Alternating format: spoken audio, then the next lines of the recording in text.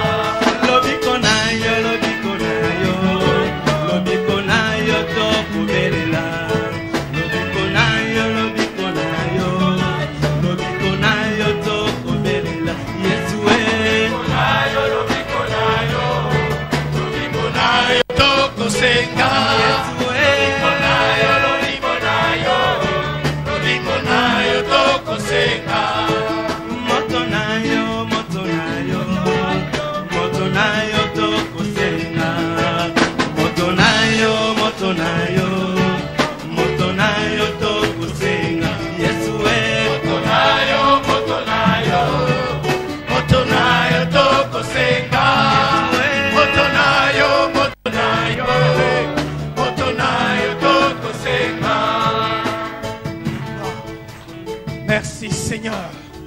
Acclamons très fort la présence de notre Dieu. Alléluia.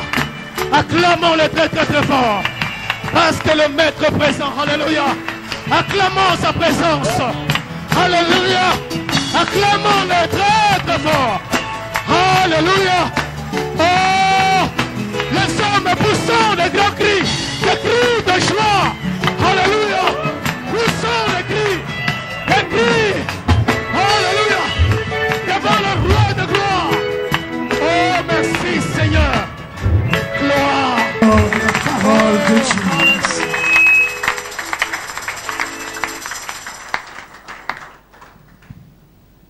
Alléluia. Amen. Alléluia. Amen. Nous remercions le Seigneur pour ce temps qui nous donne à nous les hommes d'avoir ces moments spéciaux, un moment particulier pour prendre une nouvelle orientation. Je bénis le Seigneur pour le message que nous avons entendu tout à l'heure par le pasteur Chiteya.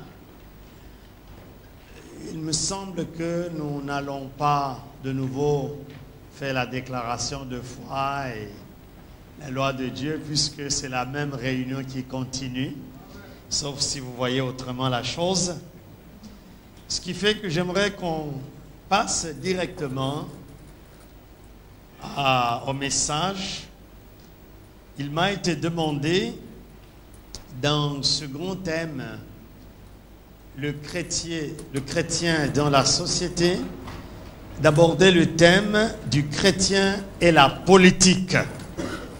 Le chrétien et la politique.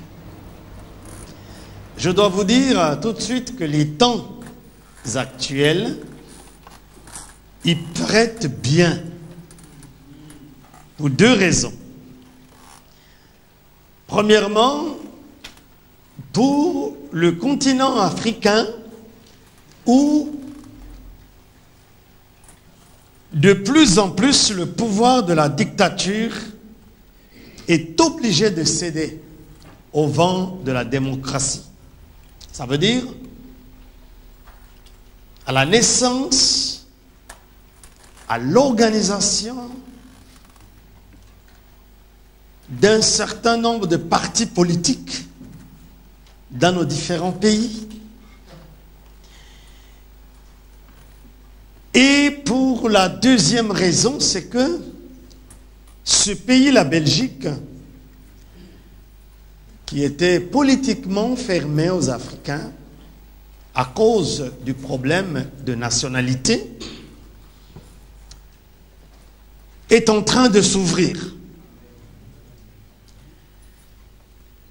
Pour vous rappeler, par exemple, que dans les élections législatives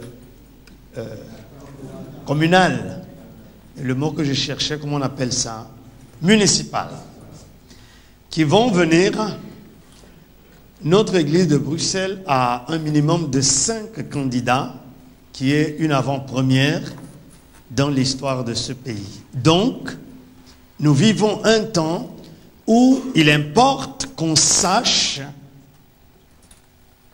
l'importance de l'implication et de l'engagement du chrétien dans la vie politique de sa nation.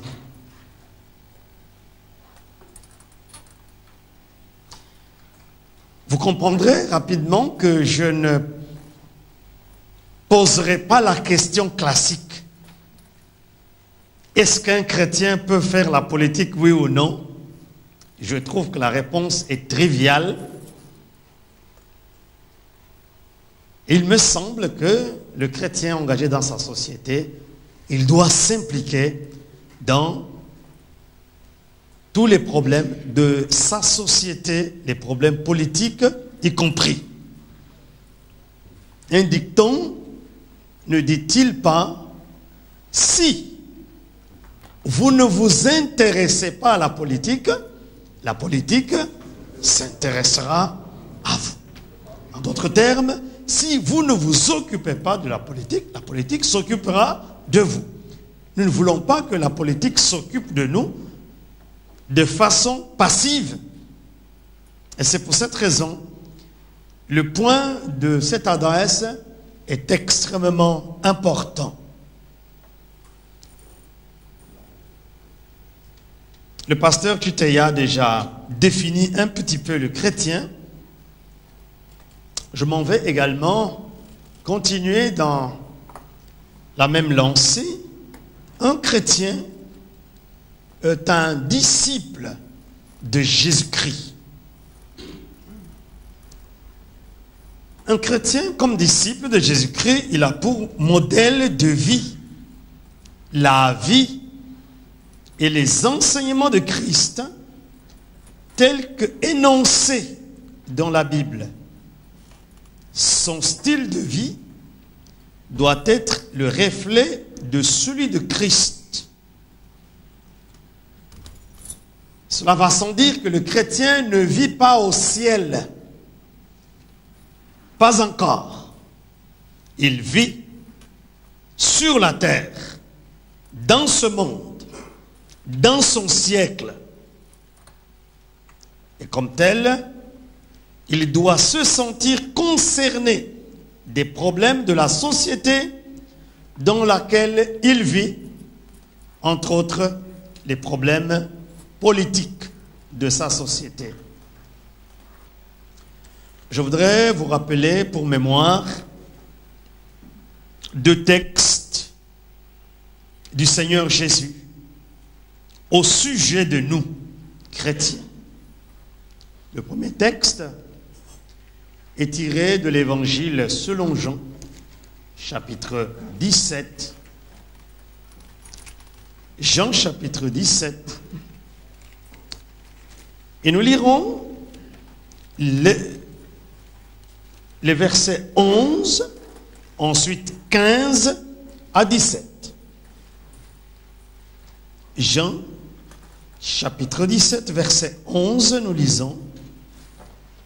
Dans sa prière dite sacerdotale, le Seigneur s'adressant au Père, il lui dit entre autres ceci: je ne suis plus dans le monde et ils sont dans le monde et je vais à toi, Père Saint. Garde-les en ton nom que tu m'as donné afin qu'ils soient un comme nous sommes un. Versets 15 à 17. Je ne te prie pas de les ôter du monde, mais de les préserver du mal. Ils ne sont pas du monde, comme moi je ne suis pas du monde. Sanctifie-les par ta parole. Ta parole est la vérité. Si nous y voyons de près dans cette prière, où le Seigneur met l'accent sur notre citoyenneté dans ce monde.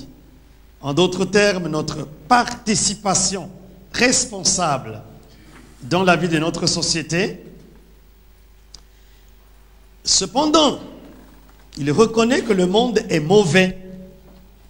Et c'est là qu'il dit, préserve-les, garde-les en ton nom, afin que dans le monde, verset 16, au verset 15, je ne te prie pas de les ôter du monde, mais de les préserver du mal. Le mal est dans le monde, le mal est dans la politique, mais la prière du Seigneur, c'est que nous soyons préservés du mal qui est dans le monde. De toute façon, le mal est dans le monde et nous sommes dans le monde. Nous ne pouvons pas fuir le mal. Si même il y a du mal dans la politique, il y a du mal aussi dans les affaires. Nous l'avons entendu. Il y a du mal dans tout ce que nous entreprenons. La prière du Seigneur, c'est que nous soyons préservés du mal. Amen. Donc, que nous ne puissions pas fuir la politique à cause du mal qu'il y a, mais que nous nous appuyons sur le Seigneur pour nous préserver du mal. Amen. Dans Matthieu chapitre 5, là également le Seigneur ressort notre responsabilité dans notre société. Matthieu chapitre 5, au verset 13 jusqu'au verset 16, texte que nous connaissons, en tout cas assez bien. Nous lisons, il déclare, « Vous êtes le sel de la terre, mais si le sel perd sa saveur, avec quoi la lui rendra-t-on? Il ne sert plus qu'à être jeté dehors et foulé aux pieds par les hommes. Vous êtes la lumière du monde. Une ville située sur une montagne ne peut être cachée. On n'allume pas une lampe pour la mettre sous le boisseau, mais on la met sur le chandelier, elle éclaire tous ceux qui sont dans la maison. Que votre lumière luise ainsi dans les ténèbres devant les hommes, afin qu'ils voient vos bonnes œuvres et qu'ils glorifient votre Père qui est dans les cieux. Amen. Amen. Et nous sommes là appelés le sel de la terre, la lumière du monde, en d'autres termes, appelés à jouer un rôle d'avant-garde et d'exemple dans le monde. Si les choses ne marchent pas, c'est parce qu'il n'y a pas des hommes ouins appelés par Dieu pour montrer le chemin, la façon dont cela devait marcher. Il dit que votre lumière luise ainsi devant les hommes qui sont dans les affaires, mais devant aussi ceux qui sont de la politique. Et comme nous le verrons, Dieu n'a jamais éloigné son peuple de la vie politique des pays dans lesquels ils ont vécu, et il n'est pas normal qu'aujourd'hui, sous une orthodoxie quelconque, on puisse dire que les enfants nés de nouveau ne puissent pas s'intéresser à la vie politique. Nous voulons cependant mettre une différence entre l'Église, qui est une institution de Dieu, qui est une affaire de Dieu, et les individus que composent l'Église, qui eux sont membres à part entière de la société. Je voudrais dire ceci, que l'Église ne se mêlera jamais aux activités politiques, mais les chrétiens que nous sommes dans l'Église, individuellement, nous avons le devoir de nous intéresser à cet aspect de la vie. Amen. Amen. À partir du moment que cela est clair, nous pouvons commencer notre exposé. Je n'étais qu'à l'introduction.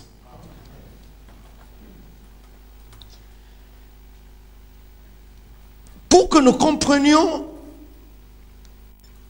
l'importance et la place de l'implication politique du chrétien dans la société,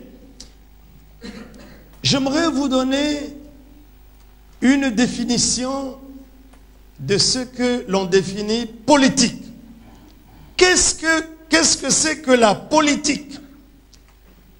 Le dictionnaire français définit la politique comme l'art de gouverner et même la manière d'exercer cet art. En d'autres termes, les politiciens sont les artistes dans la façon de gouverner. Et comme vous le savez, parmi les artistes, il y a des bons, il y a des mauvais. C'est pour ça que nous n'aimons pas tous les disques. Il y a des bons disques, il y a des mauvais disques. Il y a des bons politiciens, il y a des mauvais politiciens, du moment qu'ils s'y donnent bien ou mal. La politique, c'est ensuite défini comme tout ce qui se rapporte à l'État. L'État avec E majuscule. À l'organisation du pouvoir, à la conduite des affaires publiques. La troisième définition de la politique, c'est ce qui est relatif à la conception du pouvoir et du gouvernement. Je voudrais revenir rapidement à ces deux définitions. L'organisation du pouvoir, la conduite des affaires publiques, la conception du pouvoir et la conception du gouvernement. Et de là découle la philosophie politique telle que définie par Socrate, Platon et Aristote, qui sont les savants, les penseurs et les philosophes grecs. N'oublions pas que le monde moderne, le monde occidental, tire ses racines de la civilisation gréco-romaine.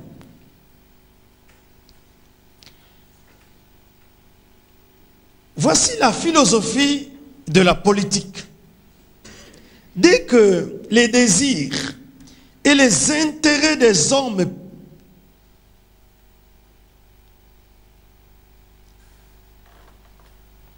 peuvent entrer librement en concurrence au sein de la communauté, je reprends, dès que les désirs et les intérêts des hommes peuvent entrer librement en concurrence au sein de la communauté, il a paru nécessaire de définir un intérêt supérieur, commun, sur lequel peut se fonder l'unité du corps social. Tels sont ainsi les fins ou les buts de la politique pour Socrate, pour Platon et pour Aristote. En d'autres termes, les humains que nous sommes, nous avons des désirs et des intérêts qui entrent librement en concurrence dans la communauté. Et s'il n'y a pas des normes pour les aligner, pour définir finalement un intérêt supérieur à ces intérêts individuels sur lesquels on peut fonder l'unité du corps social, eh bien nous sommes dans le désordre. Et la politique a pour but justement de définir cet intérêt supérieur qui fonde l'unité du corps social. Et c'est ça le but de la politique. Donc, contrairement à ce qu'on croit, la politique n'a pas pour but d'enrichir le politicien, de procurer de l'emploi aux politiciens. Le politicien doit savoir qu'il est là pour combattre pour un intérêt supérieur et former un corps social solide. C'est ainsi que, en janvier, j'étais au Burkina Faso. J'ai causé avec pas mal de ministres de ce pays. Et ils m'ont dit comment les choses sont faites dans ce pays-là. Lorsque tu es nommé ministre, tu passes devant le Parlement, tu annonces tes avoirs. J'ai ceci, je ceci, je ceci. Et le jour que ton mandat se termine, tu repasses devant le Parlement pour annoncer tes nouveaux avoirs. Si l'on découvre, par exemple, que tu t'es enrichi durant ton mandat, eh bien l'État a le droit de te confisquer ces avoirs parce que le but que tu sois au pouvoir n'est pas que tu deviennes riche. Et c'est ça le problème pour nous Africains, et nous savons également ici en Europe, c'est le même démarche qu'ils font avec tous les politiciens, et aussi en Amérique. Bien entendu, il est évident que à cause de fonctions qu'on exerce, il y a des choses, on tolère que tu aies une maison, que tu aies quelques biens matériels compte tenu de tes fonctions, mais que tu aies des quartiers entiers comme nous le voyons dans certains pays d'Afrique, c'est un scandale. Alléluia. Amen. Parce que le but de la politique, c'est un intérêt supérieur sur lequel on peut fonder l'unité du corps social.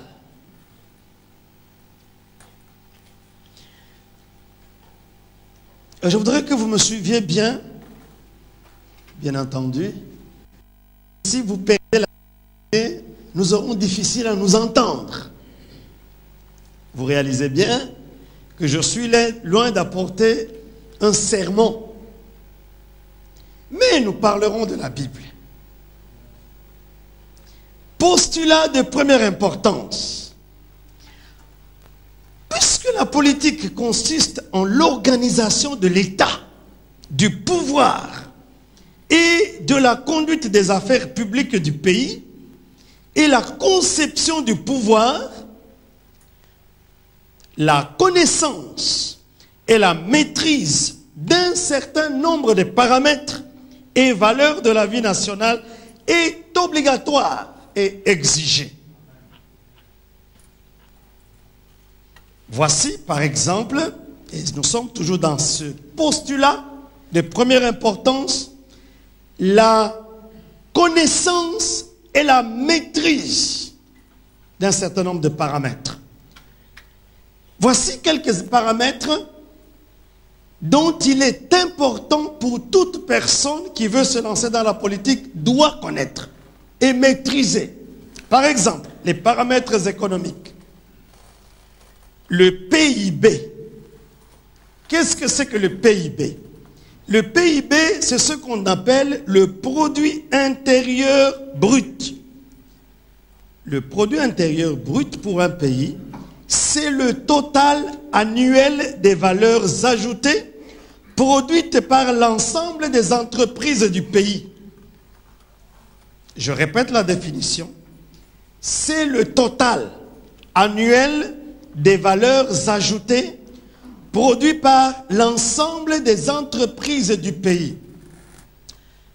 Il est évident, en tout cas en ce qui concerne mon pays, la République démocratique du Congo, que plusieurs personnes ont eu des portefeuilles ministériels sans savoir exactement chaque année le produit de chaque entreprise, et même il y en a qui ne savent même pas combien d'entreprises sont dans la ville dans laquelle ils vivent. Comment vous pouvez organiser le pouvoir et le gouvernement sans savoir combien d'entreprises vous avez? Alléluia. Amen. Non seulement savoir le nombre d'entreprises qu'on a, mais leur valeur annuelle, leur valeur de production annuelle. Quand on ajoute l'ensemble des valeurs, alors on peut parler du produit intérieur brut. En Occident, l'entreprise a une définition claire, légale. En Afrique, l'entreprise n'est pas définie. Et c'est pour cette raison, lorsque l'on calcule le pouvoir d'achat, par exemple d'un Congolais, par ordinateur, on découvre qu'il n'existe plus. Parce que lorsque l'on ne prend que la Gécamine, la Miba et quelques grandes entreprises connues, on oublie le vendeur de cacahuètes du coin et celui qui est dans son ligablo, c'est-à-dire son petit kiosque, n'est-ce pas? Tout est faussé, n'est-ce pas? Alléluia. Amen. Donc, nous qui gouvernons, qui sommes appelés à gouverner, il nous est obligatoire de recenser les entreprises et de sommer les valeurs ajoutées des produits. La deuxième notion économique qu'il est important de connaître, je me permets de parler un petit peu sous forme de cours. Je n'en suis pas qualifié, mais vous comprenez que Dieu m'a appelé à me qualifier aussi pour faire la politique. Alléluia. La deuxième notion qu'il importe de connaître, c'est le PNB, le produit national brut. Qu'est-ce que c'est que le produit national brut? Le produit national brut, c'est le PIB, le produit intérieur brut que nous avons défini tout à l'heure, d'un État augmenté du solde annuel de ses échanges internationaux. C'est le PIB augmenté du solde annuel de ses échanges internationaux. Ça veut dire que lorsque quelqu'un dans ton pays remplit son avion de café et traverse la frontière sans qu'on ait mis la main dessus, nous faussons le produit national brut. Ou si quelqu'un met le diamant dans la poche et sort avec et va vendre à l'étranger, il y a un manque à gagner, tout au moins c'est dans les calculs de l'État. Est-ce que vous me suivez? Mais tout gouvernant doit savoir cela. Quels sont les échanges internationaux que nous avons? Internationaux. Plus le PIB. Et ça, le produit national brut. Et c'est pour cette raison, encore une fois, le PNB de l'Afrique est mal connu et mal défini. Pourquoi? Parce que ce qui intéresse nos gouvernants, ce n'est pas ça. Ce qui les intéresse, c'est l'argent frais là, qui sort de quelque part et qu'on puisse rapidement l'utiliser. Et il me semble que tant que l'Afrique ne comprend pas de telles notions, nous serons toujours en retard. Et c'est pour ça que chaque fois que je suis à Kinshasa et que je tiens des enseignements, par exemple au Palais du Peuple, je suis en faux avec les autres prédicateurs parce qu'eux ils disent nous devons prendre le pouvoir, le chrétien doit prendre le pouvoir. Je vous assure que tous les braves pasteurs qui prêchent l'évangile avec sincérité, s'ils ne comprennent pas les normes et les paramètres de la politique, ils ne feront pas mieux. Parce que le problème n'est pas d'avoir la volonté de bien faire, mais il nous faut la connaissance dans un certain nombre de domaines. La volonté ne suffit pas. C'est comme un ami me disait, dit, je peux vous embarquer tous dans un Boeing 747. Je vous dis, nous allons voyager. Mais si je ne connais pas comment piloter, ma volonté seule ne suffit pas. Je peux vous mettre dans un Boeing, mais je ne sais même pas comment on démarre. Oh, combien de gens se jettent dans la politique, ne sachant même pas comment on tourne le bouton de contact de la politique. Et on est étonné que les résultats ne changent pas. Troisième paramètre économique.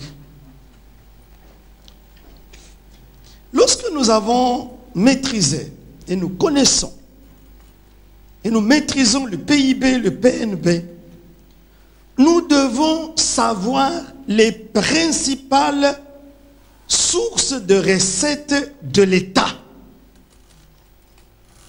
Ici, je parle à ceux qui font, si vous êtes dans une commune, vous devez savoir quelles sont les principales sources de recettes de votre commune.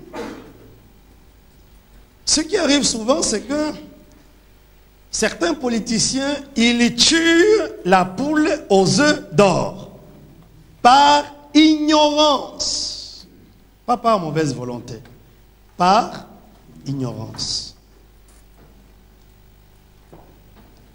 Quand il bouche ce trou-là, il ne sait pas que c'est là que proviennent les ressources principales de survie.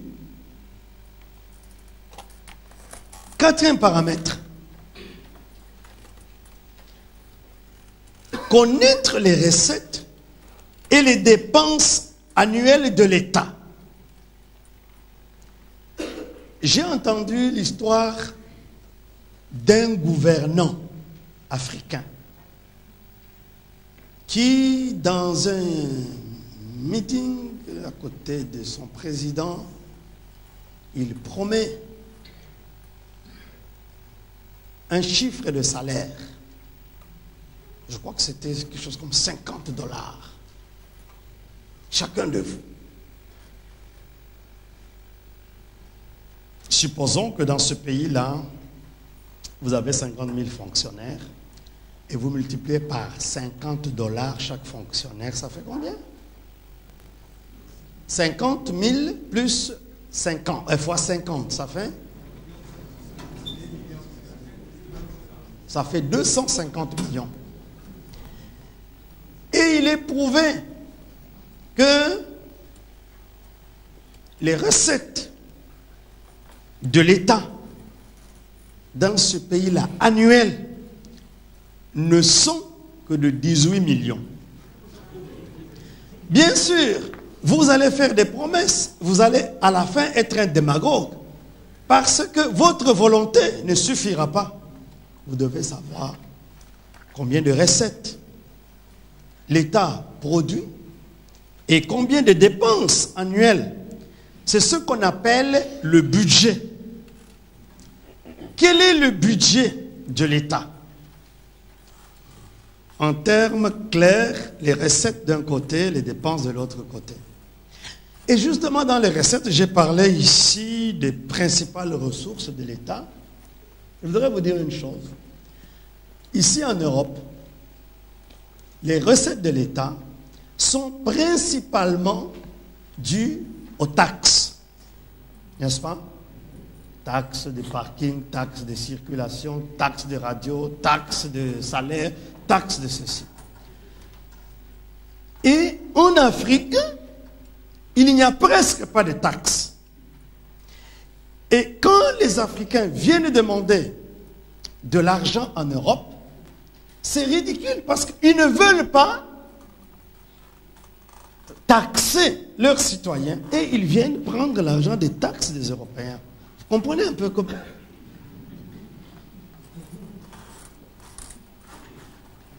Est-ce que vous me suivez? Lorsque l'on décide de dire on doit taxer ceci, on doit taxer, il n'est pas dit que le taxe doit être 21% comme ici aux États-Unis. Dans beaucoup de pays, les taxes de 6%.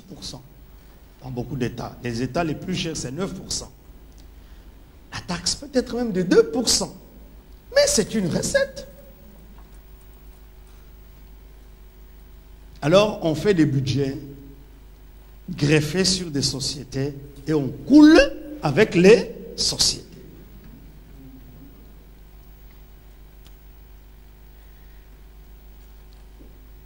Il faut savoir également maîtriser la notion de la dette publique.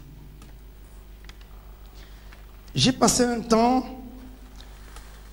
à côtoyer un homme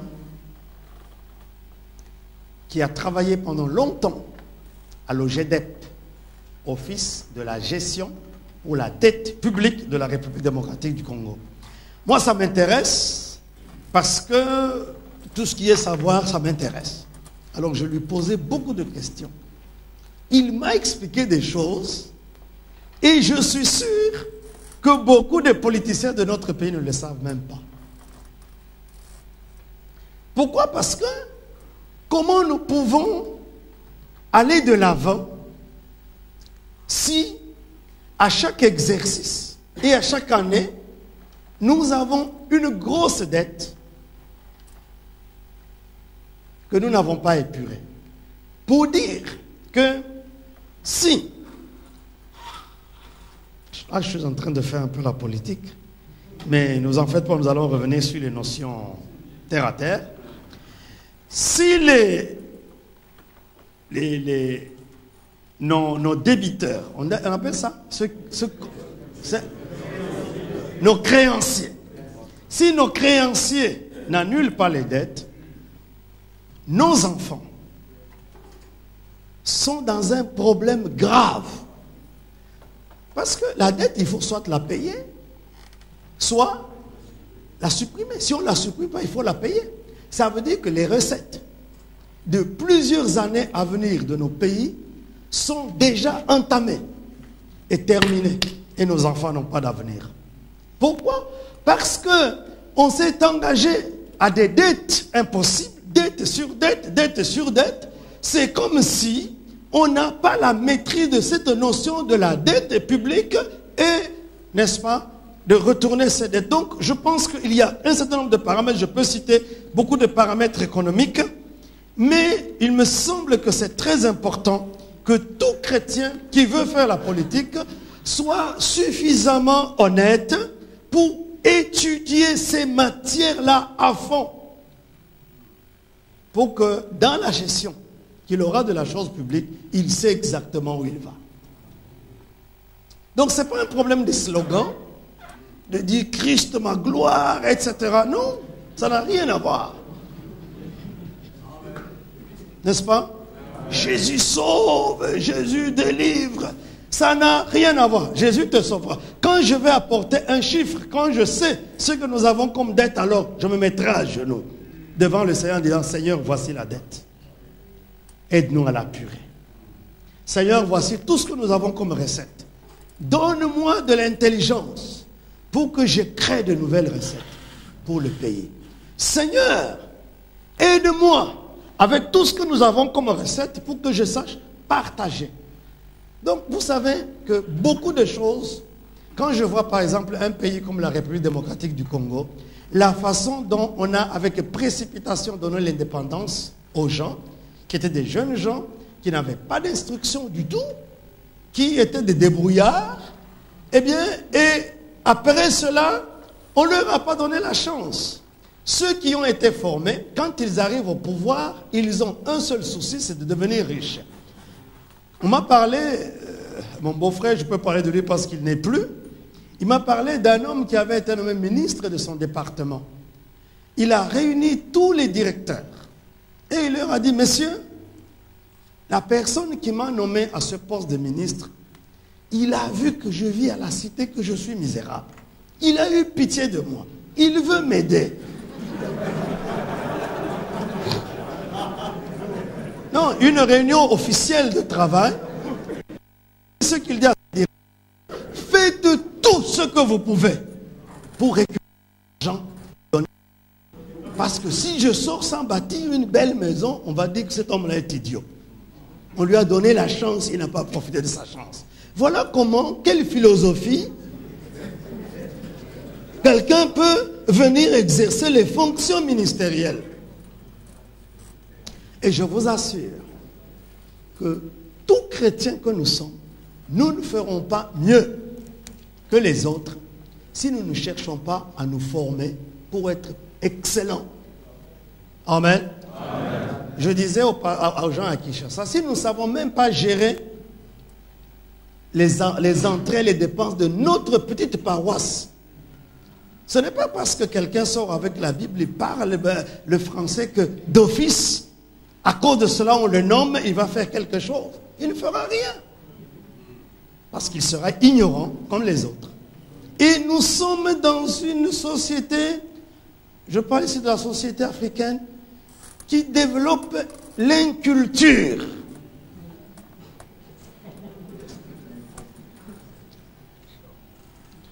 C'est-à-dire qu'il y a des pays où vous ne savez jamais trouver les données statistiques de quoi que ce soit. N'est-ce pas? Et alors, c'est un problème. Donc, le problème de nos pays est plus complexe. Tout à l'heure, je vais y revenir. C'est parce que, pour nous distraire, on pose le débat sur les individus. Moi, je suis au regret de vous dire, ce n'est pas un problème des individus que tel gouverne mal ou tel gouvernera bien. Non. Non, non, non. C'est un problème plutôt, est-ce qu'il maîtrise ou il ne me connaît pas? C'est tout. On peut changer autant de gens que possible, tant que ceux qui viennent n'ont pas la maîtrise de cette chose-là, ils feront pire. Alléluia. Amen. Deuxième type de paramètres, les paramètres sociaux.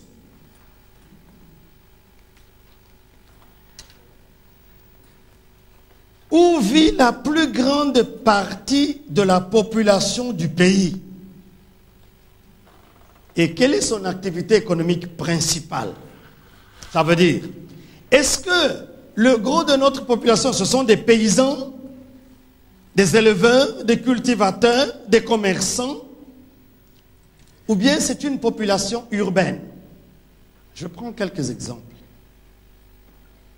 La population sénégalaise, par exemple, est une population de commerçants. Il n'y a pas beaucoup de cultivateurs parce que la terre est aride. Mais dans ton pays, quelle est l'activité principale? Voyez, l'erreur de certains pays, c'est de se figer sur les macro-usines, sans oublier que, prenons le cas du Congo, la Gécamine a combien d'ouvriers au total? 36 000. 36 000 sur 60 millions. Est-ce que vous réalisez ça? C'est insignifiant. La Société des chemins de fer du Congo le nombre des ouvriers? Peut-être 12 000. Donc si tu prends la GECAMI, la Société des chemins de fer au Congo, tu les mets ensemble, tu n'as même pas 50 000.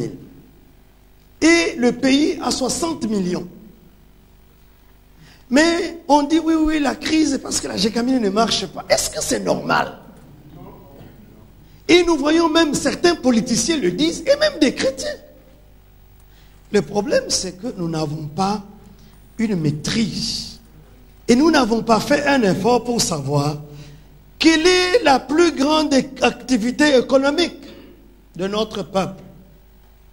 Par exemple, au temps de la colonisation, puisque le gros de notre population était une population rurale, on avait exigé que chaque paysan ait un champ, produise un champ du coton, obligatoire. Et avec ça, on a pu mettre au travail beaucoup de gens. Il y a des pays où les gens sont des commerçants. Alors, le gouvernement doit, si vous êtes au pouvoir, travailler pour favoriser ce qui est principal dans votre pays. Est-ce que la population, elle est urbaine ou elle est rurale? Il semble que le Congo a 40% de la population urbaine. Je ne sais pas. En tout cas, c'est plus de 20. Parce que si vous prenez Kinshasa, il y a déjà quoi? 4, 5, 6 millions. 6 millions. Vous ajoutez Kananga, Mbujima et Lubumbashi, vous êtes déjà dans les 10 millions. Alors quand vous ajouterez Kisangani, Matadi, Mbandaka, Kokilatville ou Kikwit, tout ça, ça fait... Oui, il y a aussi beaucoup de petites villes. Ce qui fait que, je m'excuse pour vous qui n'êtes pas congolais, c'est pour qu'on comprenne, c'est ce que je maîtrise un peu mieux. C'est pour savoir que nous avons tel pourcentage à peu près de la population qui est urbaine, tel pourcentage de la population rurale. Et alors, la politique. Vous savez, qu'est-ce qu'on fait au Congo?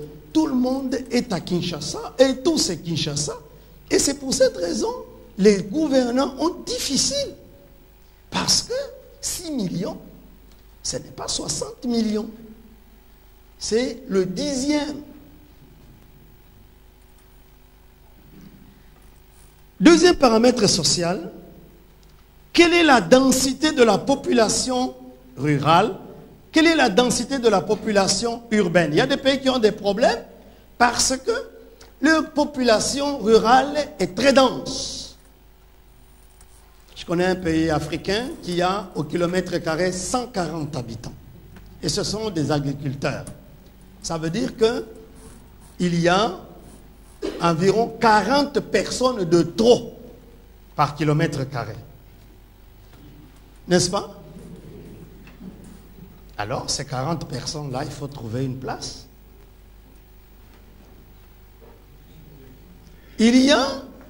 Nous devons savoir quelle est la densité urbaine. Troisième paramètre social, quel est le taux d'alphabétisation de la population? Quel est le pourcentage de la population à l'âge de scolarisation? Quel est le nombre d'enseignants des secteurs maternels, primaires, secondaires et universitaires? Un ministre dans un pays doit avoir ces chiffres-là. Il ne doit pas forcément être au ministère de l'Éducation. Parce que nous savons que l'avenir du pays dépend de la formation qu'on donne aux gens. Donc, il doit savoir que dans mon pays, au maternel, j'ai tel pourcentage. J'ai autant d'enseignants. C'est normal. Quelles sont les maladies les plus endémiques de la population? Autre paramètre.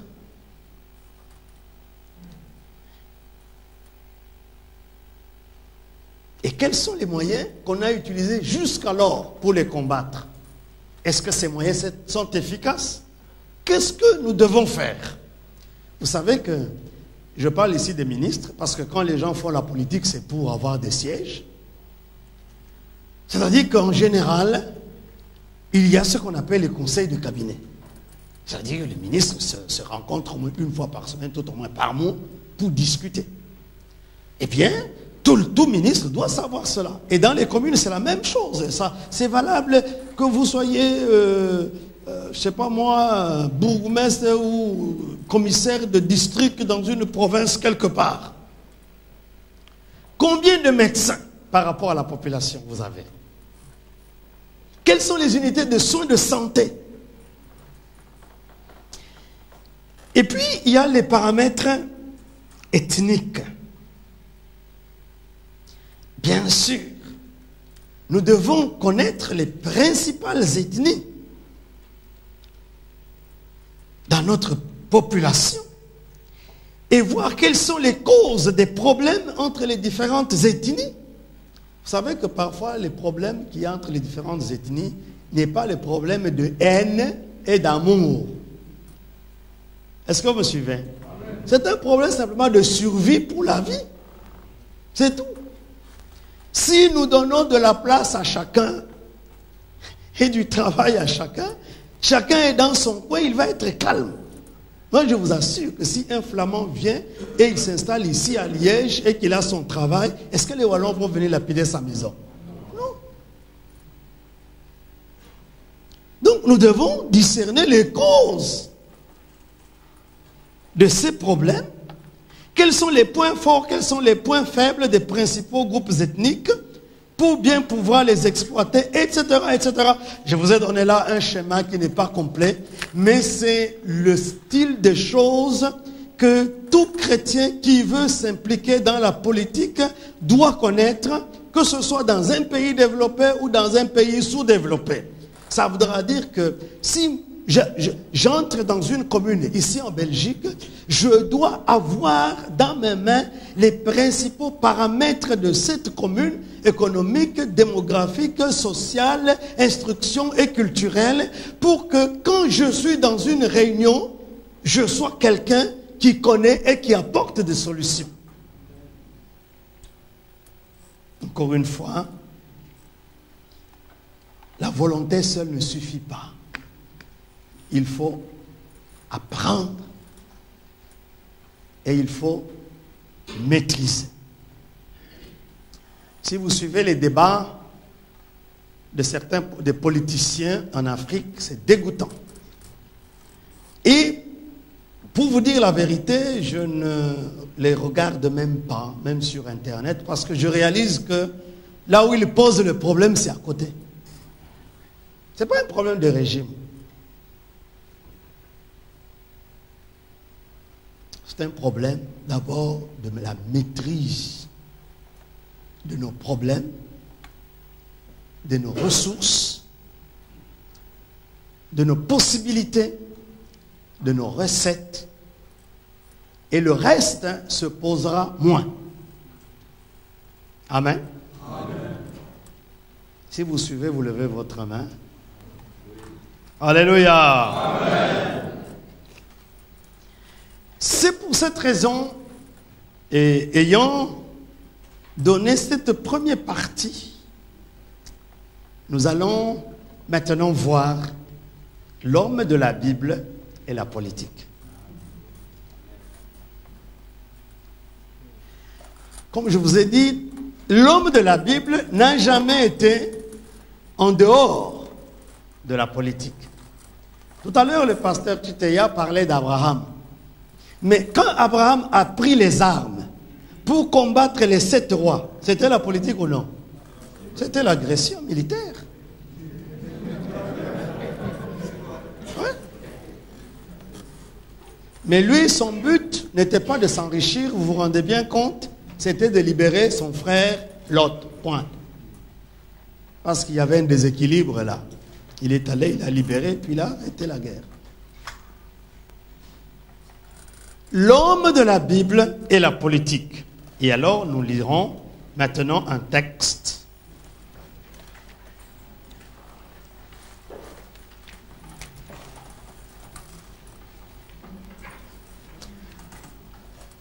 Dans le livre de Genèse, nous allons parler d'abord de Joseph. Et vous vous en doutez, on ne peut pas parler de la politique sans parler de Joseph. Voici cet homme de Dieu qui a été impliqué dans la politique sans qu'on demande son avis. Et vous allez voir pourquoi cet homme a été impliqué dans la politique. Genèse 41, verset 25 et les suivants. Nous lisons. Tout le monde a trouvé? Genèse 41.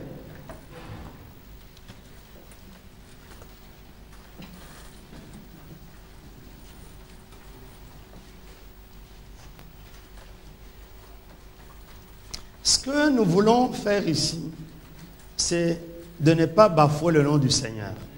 Parce que quand un chrétien entre dans la politique, il se met directement à prier, les gens observent s'il maîtrise son département ou non. Et puis après on dit, vous voyez ces chrétiens-là, j'ai entendu beaucoup à Kinshasa, de tous ces gens-là, tels qui prient le Seigneur, etc. On lui donne un ministère. Après nous retournons, on nous dit, qu'est-ce que votre frère fait là? Tout ce qu'il a su faire, c'est faire une grande fête le jour de son inauguration du ministère et de commencer à payer les billets pour les gens de sa famille de venir en Europe, de rentrer, etc.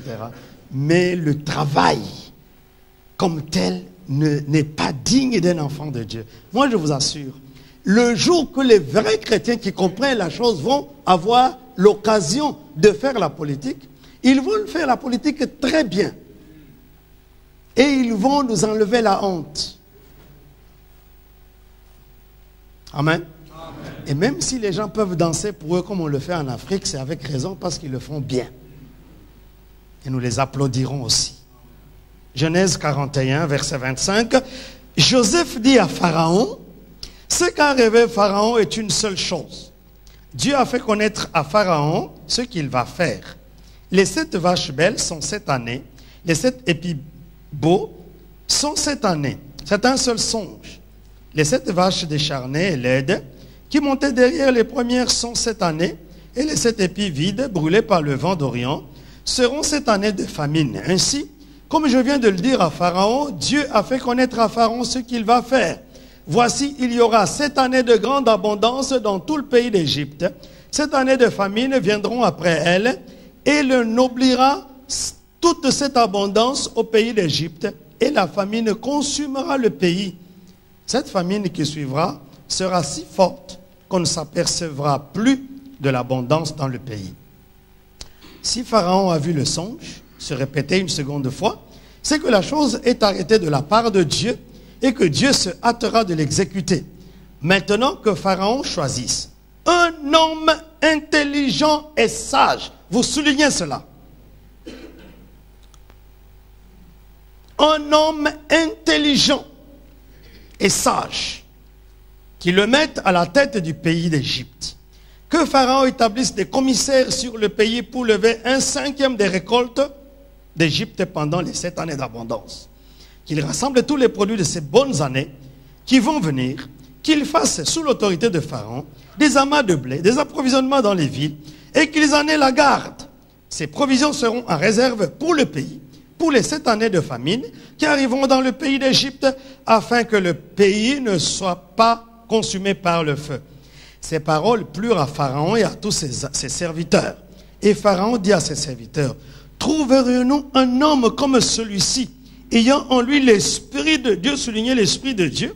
Et Pharaon dit à Joseph, puisque Dieu t'a fait connaître toutes ces choses, il n'y a personne qui soit aussi intelligent et aussi sage que toi, souligné, aussi intelligent et aussi sage que toi. Je t'établis, verset 40, sur ma maison et tout mon peuple obéira à tes ordres. Le trône m'élèvera au-dessus de toi. Le trône seul m'élèvera au-dessus de toi, verset 42.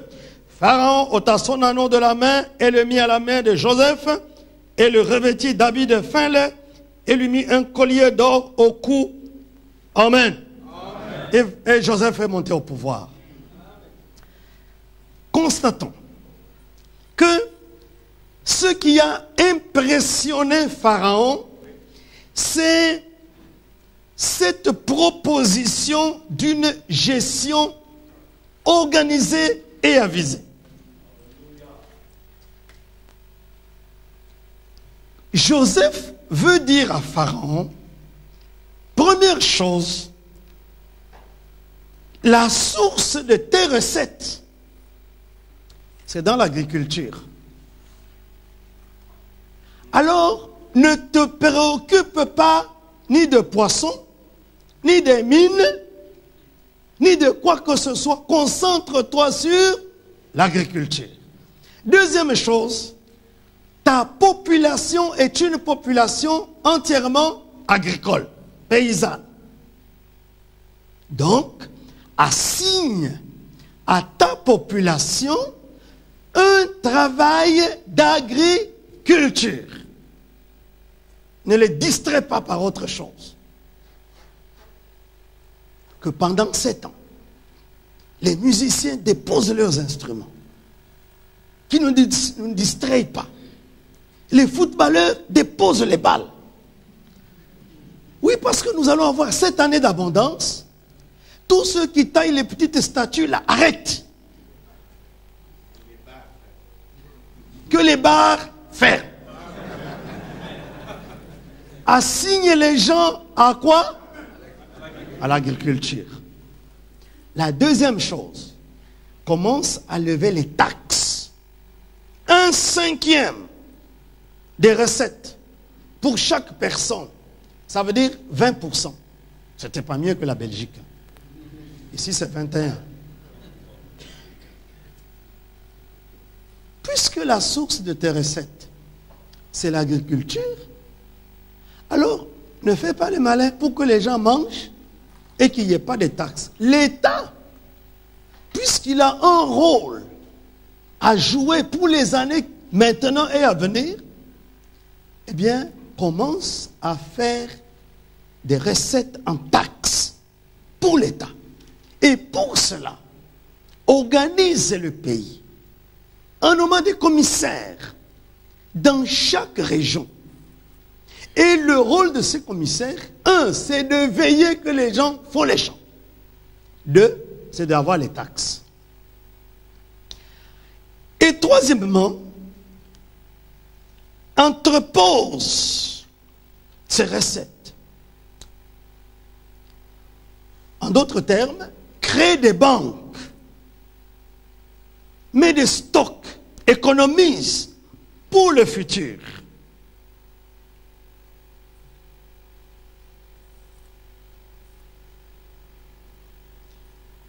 Et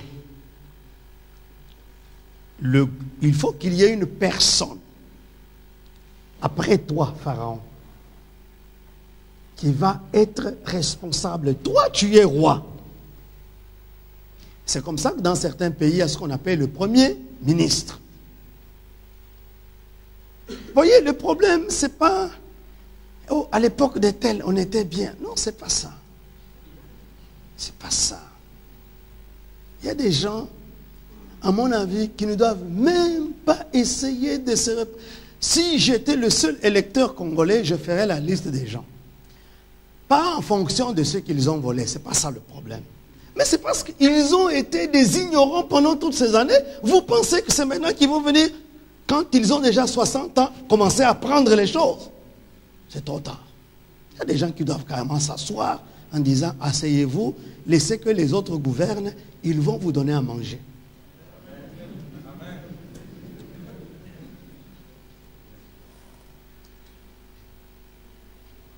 La qualification du gouvernant, il faut que ce soit un homme intelligent. Pourquoi il doit être intelligent?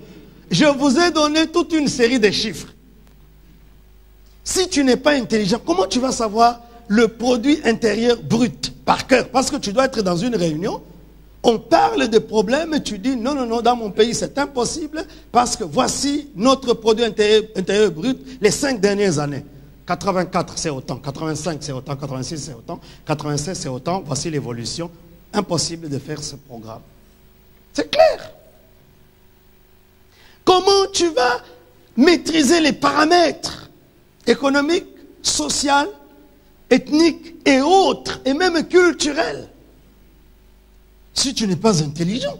Ça veut dire que tu dois avoir quand même un minimum de capacité. Quand tu lis dans des livres, tu comprends. Tu sais retirer l'essentiel pour ton pays. C'est pourquoi il doit être intelligent. Donc nous n'avons pas besoin de bourriques. Nous n'avons pas besoin de diseurs de slogans. Ce ne sont même pas des gens qui ont des convictions politiques. Non, on n'en a pas besoin. Parce que il y a eu un temps dans mon pays où le critère de choix était le militantisme. Ridicule. Intelligent. Et deuxièmement, sage. Intelligent et sage. La sagesse lui donnera de savoir exactement appliquer chaque chose en son temps.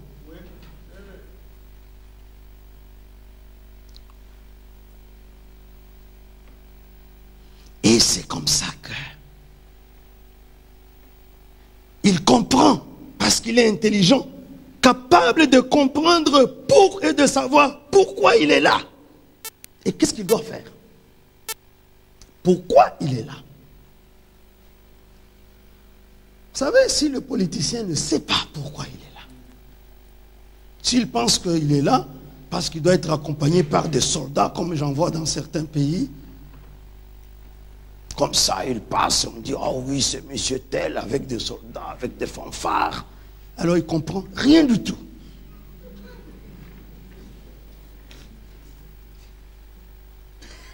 Mais un politicien intelligent, il comprend pourquoi il est là. Et c'est pour cette raison, Jésus dit que vous êtes le sel de la terre. Vous êtes la lumière du monde. Et c'est des chrétiens qui doivent comprendre ça et montrer l'exemple. J'ai dit dans mon pays, que ces choses-là, ça ne se précipite pas, ça se prépare. On ne peut pas du jour au lendemain commencer à gouverner, c'est très difficile. Je leur ai donné l'exemple des Coréens qui ont commencé à prier pendant des années jusqu'à ce que eux-mêmes d'abord ils ont maîtrisé le secteur économique, le premier message qui est passé ici là. Les chrétiens ont maîtrisé l'économie du pays. Vous arrivez à Séoul, le plus grand immeuble de l'Asie du Sud-Est, ça appartient à un chrétien né de nouveau, rempli du Saint-Esprit. Il parle la langue comme vous et moi. Mais Dieu lui a donné l'argent. Vous êtes devant l'église du pasteur Yonggi Cho, vous voyez des buildings là, des hôtels, des restaurants, on vous dit, tout ça c'est pour les chrétiens de cette église. Ils sont remplis du Saint-Esprit, ils jeûnent comme nous, ils veillent, mais ils ont la maîtrise. Vous avez des banques, où les chrétiens sont des propriétaires des banques. Alors, quand ils ont maîtrisé le facteur économique et qu'ils ont commencé à comprendre que nous devons apporter une plus-value à notre économie, lorsqu'on parle des, comment on les appelle les économiques là, comment on dit ça? Les économiques, les opérateurs. Lorsqu'on parle des opérateurs économiques, les chrétiens disent nous sommes des opérateurs économiques. Nous sommes des opérateurs économiques. Et puis, ils ont amené la foi jusque dans l'armée. 60% des militaires coréens sont des chrétiens nés de nouveau remplis du Saint-Esprit. Et c'est un travail qui a été fait jusqu'à ce qu'ils ont compris que maintenant, à l'heure où nous sommes arrivés, nous avons besoin d'un vrai enfant de Dieu qui comprend ces choses. Alors, ils ont pris un ancien de l'église et l'ont voté comme président. Un ancien de l'église. Mais comment il va comprendre s'il ne comprend pas, s'il n'est pas impliqué dans le mécanisme, le boom du développement, les Hyundai, les Daewoo, donc l'industrie automobile, et puis les Samsung, l'industrie électronique, etc., etc., et tous ces gens qui vendent dans le marché. Comment il va comprendre ça? Mais en Afrique, les chrétiens veulent du jour au lendemain, et j'ai vu des gens, premier acte du fait qu'ils veulent s'impliquer dans la politique, c'est de faire la constitution. Je dis non, non, non, non, c'est pas possible. Voyez comment nous réagissons. Qu'est-ce que la constitution va faire? La constitution ne donnera jamais du ménage aux gens.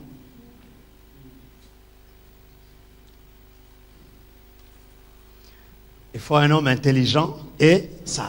Et là, Pharaon dit, mais c'est pas possible. Où puis-je trouver quelqu'un d'intelligent? Toi, tu as l'esprit de Dieu. Tu es intelligent. Je te vois.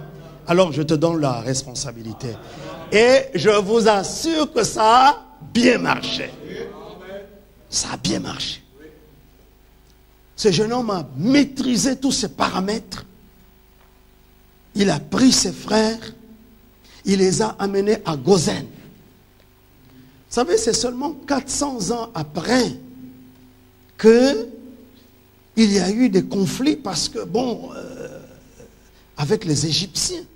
Mais en tout cas, du vivant de Joseph, les 12 tribus d'Israël se sont multipliées selon la bénédiction de Dieu. Ils n'ont jamais été un problème pour les Égyptiens parce qu'il y avait de la terre pour tout le monde, il y avait à manger pour tout le monde. Et Joseph a bien fait le travail.